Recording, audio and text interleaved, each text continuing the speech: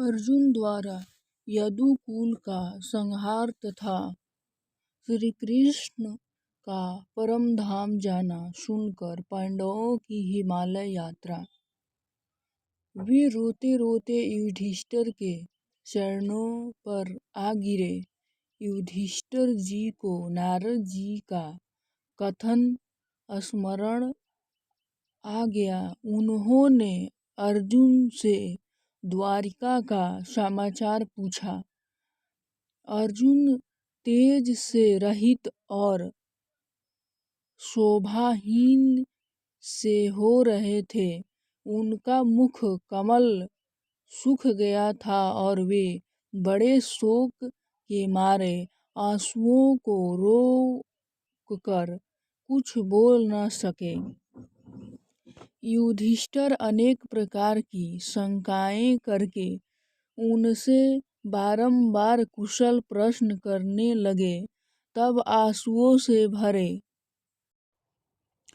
गदगद कंठ से मित्र श्री कृष्ण जी के शोक से संतप्त अर्जुन बड़े भाई युधिष्ठिर से बोले, महाराज क्या कहूँ, बंधु रूपी श्री कृष्ण जी ने मुझे छल लिया।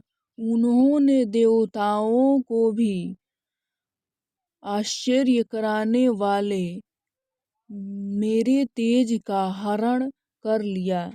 जिन श्री कृष्ण जी के आश्चर्य से मैंने स्वयंवर में राजा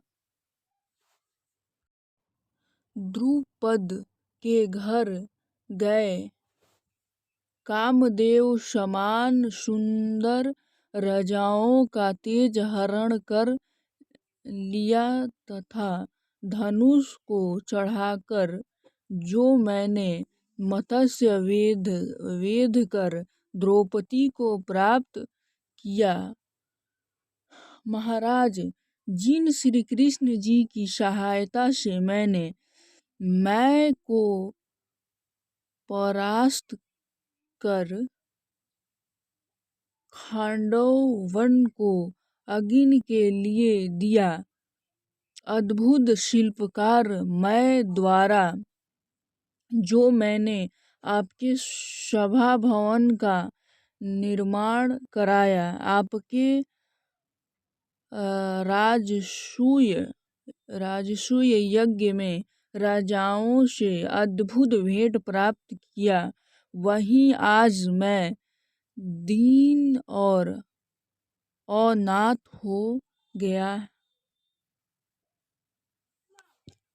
ये वही भीमसेन है जिनमें 10,000 हाथी का बल था, जिन्होंने श्री कृष्ण जी के तेज से यज्ञ के लिए राजाओं के मस्तक पर पैर रखने वाले अत्याचारी जरासंध को मारकर राजाओं की बेड़ी छुड़ाई थी और जिनके पराक्रम से ही उन राजाओं ने आकर आपके यज्ञ धनादि से सहायता की थी।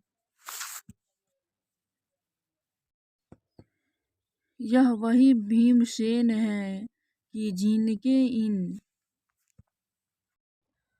कपटी दुशासन आदि के आंसू गिरे हुए थे, जिन्होंने दुष्ट दुर्योधन और दुरात्मा दुशासन से द्रौपदी के उस अपमान का बदला चुका लिया था, जिन्होंने इस पवित्रता के साथ सभा भवन में जो अत्याचार किए थे, उनके केस पकड़कर खींचे थे। तब मैंने या भीमसेन ने यह जो कुछ किया, सबसे जनार्दन श्री कृष्ण की ही कृपा और सहायता थी। भला वे श्री कृष्ण जी हमारे कैसे हितैषी थे, जिन्होंने हमारे वनवास के